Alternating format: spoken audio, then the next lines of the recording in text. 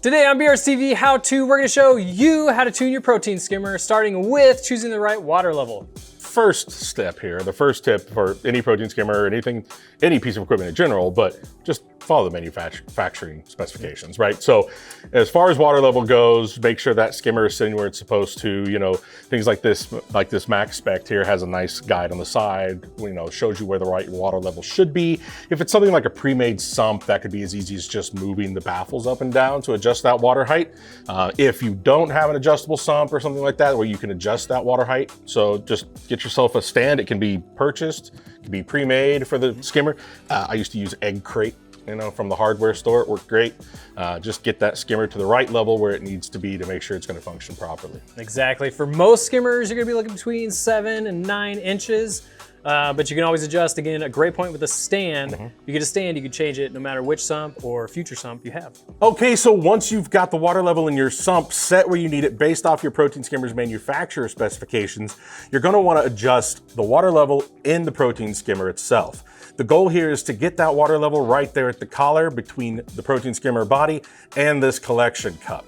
So there's multiple ways to do that. The first thing you want to do is adjust that water level using the gate valve or another system like a wedge pipe, whatever's on it that Jason will talk about in a second, but adjust this gate valve to get that water level where you need it.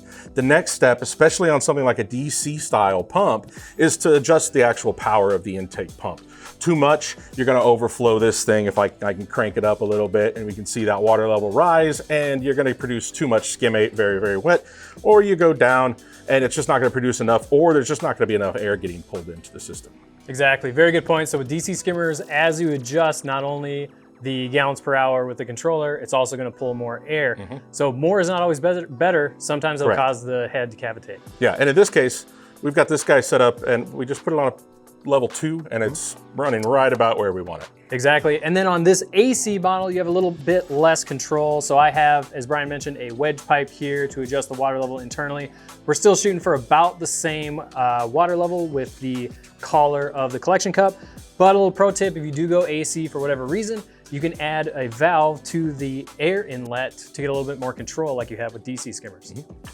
All right, now that we've set the water level, we've got our sump adjusted if that's possible. As you can see here, we still have some fine tuning to do with the air and water level in the skimmer. So we can see it's well past where we wanna be, where the cup meets the body. Also, there's not enough air in here. So Brian, you're gonna help me adjust. Let's turn the pump down to start. Yeah, absolutely. So just for reference, I have completely closed the gate valve in this sump, or in this protein skimmer, and I've got the pump turned all the way up as high as it'll go. So I'll start and I'll just dial that down to 3. Perfect. Perfect. All right, we'll see how that affects it. The change should happen pretty quickly, but again, with anything in your tank, changes, you wanna give a good amount of time. So we'll say if you're really trying to dial in the skimmer, give it an hour between changes. So we have a little bit better air mix in the water. We need to open our gate valve because the water is still too high. So Brian, why don't you do that for me as well? Got it. And again, it might look like these changes happen rapidly, but this is gonna take a while to really dial in. So we don't wanna do this all the time, right? Make a change, wait a little while, come back to it later. There we go. So I probably opened it about halfway now. This is looking really good. So we've got our water level where we want, where the cup meets the body, and then we've also got a good air-water ratio.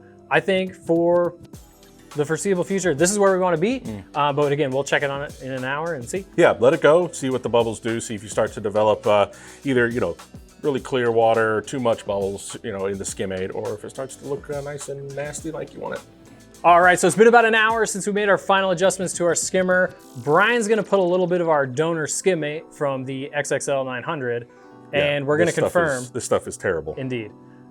We are gonna confirm that our settings are correct. Believe it or not, this should happen almost instantaneously.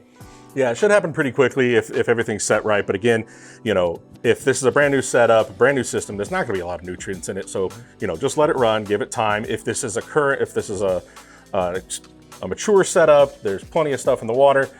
you should see some action pretty quick. And I can already tell that this water level is going to be too high, right? So this thing, it's picking up some of that skimmate and it's really just going nuts already. So we can see that reaction fairly quickly. So this is telling me already that we probably need to dial this guy back a little bit. Exactly, but the air-water ratio looks good. So we're gonna go to our standpipe to make the adjustment. Absolutely. So we're gonna open this guy up a little bit more here.